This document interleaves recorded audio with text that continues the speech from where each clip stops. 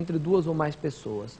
Toda vez que eu tiver dois ou mais herdeiros, estabelecer-se-á entre essas pessoas um condomínio forçado. Professor, condomínio, o que é mesmo condomínio? Condomínio nada mais é do que uma situação de copropriedade. Eu tenho mais de uma pessoa que é proprietária sobre o quê? Sobre o mesmo bem.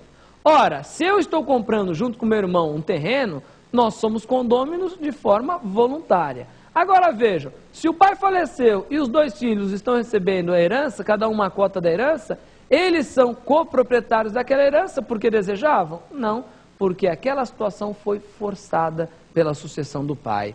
Então, entre eles existe um condomínio? Sim. Cuidado então com isso.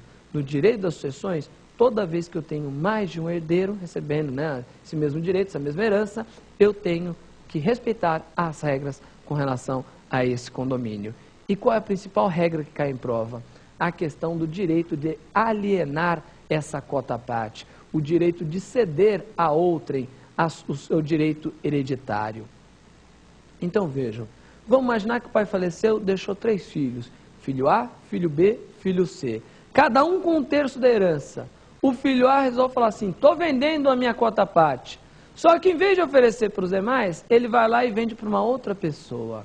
Ele pode fazer isso de forma livre? Resposta não. Por quê? Porque se eu acabo de afirmar que existe um condomínio forçado entre os 3 herdeiros, eles, dentre as regras do condomínio, devem respeitar o quê? Devem respeitar o direito de preferência dos demais. Portanto, se um deles, o herdeiro A, o filho A, resolver vender a sua cota à parte, ele tem primeiro o quê? Primeiro, oferecer aos demais herdeiros. Respeitar o direito de preferência. Então ele fala, olha, estou vendendo minha cota à parte por 100 mil reais. Alguns dos meus irmãos, alguns de vocês, outros herdeiros, querem comprar? Ah, ninguém quer comprar. Então ele vai lá e pode vender para um terceiro qualquer. Ok?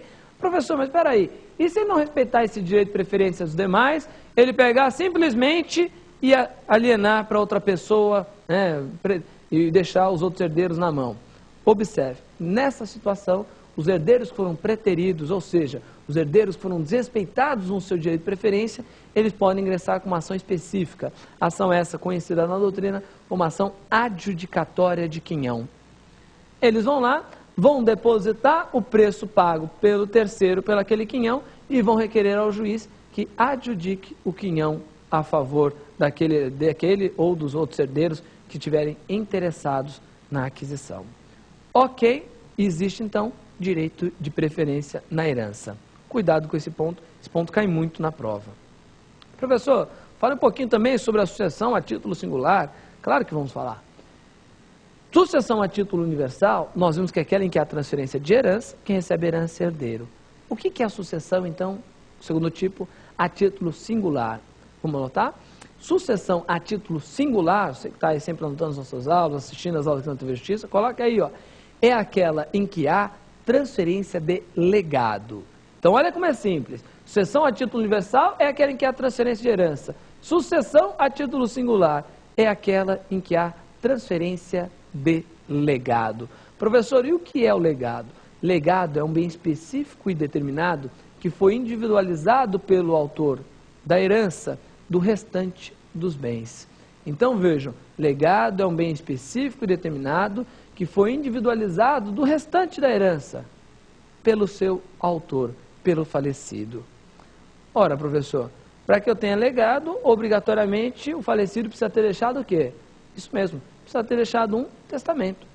O testamento, o ato de manifestação, o ato de disposição de última vontade, é o documento necessário e apto à instituição de legado. Então, através do testamento, o pai pega um, ou algum, ou todos os bens. Ao fazer o seu testamento, está deixando para os seus filhos lá, por exemplo, deixa tal apartamento para o meu filho Antônio, deixa outro apartamento lá em tal rua para o meu filho José, deixa outro apartamento para o meu filho Paulo. Vejam, o pai pode fazendo isso, a pessoa pode, qualquer pessoa que testa, pode fazer isso no testamento. Professor, então para que eu tenha a sucessão a título singular, eu preciso da sucessão testamentária? A ideia é exatamente essa, né? Exatamente no testamento, onde eu especifico o bem, individualizo o bem do restante daquele acervo, do restante da herança e especifico, individualizo, indico o destinatário. a pessoa que irá receber bem. Isso é legado. Deixou bem claro então? Professor, então peraí, uma pessoa que está fazendo um testamento, ela é obrigada a instituir legado sobre todos os bens? Cuidado com essa pegadinha de prova. Resposta não, a gente acabou de falar. Legado pode ser instituído sobre sobre alguns ou sobre todos os bens. Então, por exemplo, o pai tem lá tem 2 apartamentos, 2 filhos e uma casa. Poxa, eles vão fazer o seguinte, faz o testamento, fala que um apartamento é para um filho, um apartamento para outro filho, a casa não tem como dividir. Ele vai lá e não dispõe nada a respeito da casa. E a respeito do dinheiro que deixou, de carros, outras coisas. Vejam, o que nós teremos? Nós teremos uma sucessão a duplo título. Isso pode ocorrer, professor? Claro que pode, é muito comum. Aliás, normalmente quando uma pessoa deixa testamento, é raríssimo ela instituir legado sobre todos os bens. Então, normalmente, nós temos a sucessão sendo deferida a duplo título. A mesma pessoa pode eventualmente receber na qualidade de legatário, pode receber, portanto, a título singular, como também pode receber a título universal como herdeiro. Poxa, professor, não sabia que isso era possível. Ficou sabendo a partir de agora, então. A sucessão em nosso país ela pode ser a título universal, pode ser a título singular ou, simultaneamente, a título universal e a título singular. Ficou bem claro aqui, gente? Fácil? Vamos lá. Professor, e o que mais que eu preciso saber a respeito do direito das sucessões?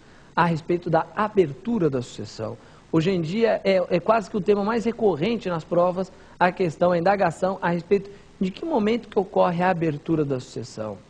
Pergunto aos senhores, é no exato instante da morte ou é no momento em que os herdeiros pedem a abertura do inventário? E aí, em que momento é que eu tenho a abertura da sucessão? Cuidado, gente, não existe qualquer dúvida a respeito disso, nem divergência doutrinária. O momento da abertura da sucessão é no exato instante da morte.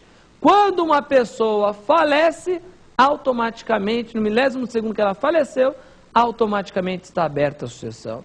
E qual é a principal consequência dessa regra, professor? Sem dúvida alguma, a principal consequência da regra quanto à abertura da sucessão, o momento da abertura da sucessão, é o princípio da Saisine, o famoso droit de saisine do direito francês, regra que teve origem lá no direito gaulês, no antigo direito francês, né, uma regra que era da transmissão do direito de plantar nas terras do senhor feudal. Antigamente o vassalo ele era obrigado a pagar, quando ele falecia, a família toda ficava desprotegida em face do senhor feudal, porque era apenas o direito de plantar, entendia-se que era apenas para o pater, para o chefe da família. Falecendo o chefe da família, não existia uma transmissão desses bens. Lá na época, eles entenderam que o quê? Se revoltaram contra essa regra, pela qual não existiria uma transmissão dos bens dos filhos para os pais, do direito de plantar para os pais, e acabou erigindo esse que hoje é conhecido como o princípio da Saisine. E o que é o princípio da Saisine hoje? O princípio da Saisine é o princípio pelo qual, no exato instante da morte, tanto a propriedade quanto a posse indireta são transmitidas automaticamente aos herdeiros. Então, tanto a propriedade quanto a posse indireta são transmitidas automaticamente aos herdeiros. Professor, mas como isso? Se o pai faleceu aqui em São Paulo, o filho está fazendo intercâmbio, está lá do outro lado do mundo, sei lá, está lá na Austrália, ficou sabendo a morte do pai uma semana depois, ou um mês depois, não importa. No exato milésimo segundo que o pai faleceu aqui em São Paulo, pum, no exato milésimo segundo o filho se transformou em proprietário de toda a herança do pai. Os herdeiros, se for filho, se for outros herdeiros qualquer, se transformam no exato milésimo segundo em titular de direito de propriedade sobre os bens que foram deixados. Fácil? Então vejam, professor, mas e o inventário? O inventário então não tem mais utilidade? Claro que tem. É no inventário que será proposto após a morte que nós temos o quê? Que nós temos a verificação da regularidade dessa sucessão. É no procedimento inventário que nós vamos verificar verdadeiramente o que é herança, o que compreende herança, se a pessoa deixou ou não um testamento, vamos verificar quem são os herdeiros, se tem legatários, quem são os legatários, vamos separar o legado. Isso tudo é feito no procedimento inventário, que também vai acabar permitindo a oficialização da transmissão. Porque, veja, o princípio da Saisine é uma ficção jurídica. Não adianta, aquele exemplo que eu acabei de dar, não adianta você chegar no cartório de imóveis, onde está matriculada a casa lá do falecido, chegar na qualidade de filho e falar, meu pai faleceu, senhor oficial, passa a casa para o meu nome. O oficial não vai passar. É para isso que existe o procedimento de inventário.